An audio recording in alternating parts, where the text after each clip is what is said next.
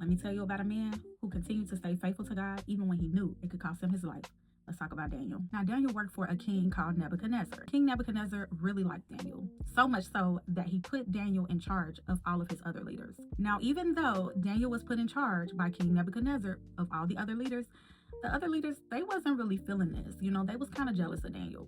So like most jealous people, they plotted and schemed to try to, kind of get Daniel to look bad. But everything they tried, it just didn't work. Now, the leaders knew that every day Daniel would go to his house, open up his window, and worship and pray to God.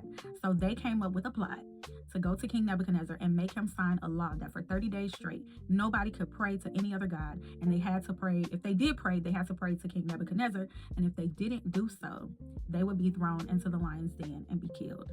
And y'all know what happened? King Nebuchadnezzar ended up making the law and signing it. Now, Daniel knew that this law had been signed by King Nebuchadnezzar. But just like any other day, he went home, he opened his window, and he worshiped and he prayed to God. Now, the other leaders, when they saw him, kept praying, even though this law had been signed, they thought they was doing something by telling King Nebuchadnezzar what Daniel was doing. Now, King Nebuchadnezzar really liked Daniel, and he really didn't want to do it, but this law had been signed, and he had no other choice. Besides, he didn't want to look like a punk. So it was ordered for Daniel to go into the lion's den.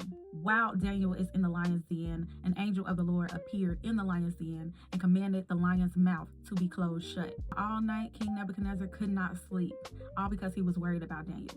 So early in the morning, he got up and he ran to the lion's den and he called out to Daniel and he said, "Did God save you?" And Daniel responded back and said, "Yes, the angel of the Lord appeared in the lion's den and shut the mouth of the lion."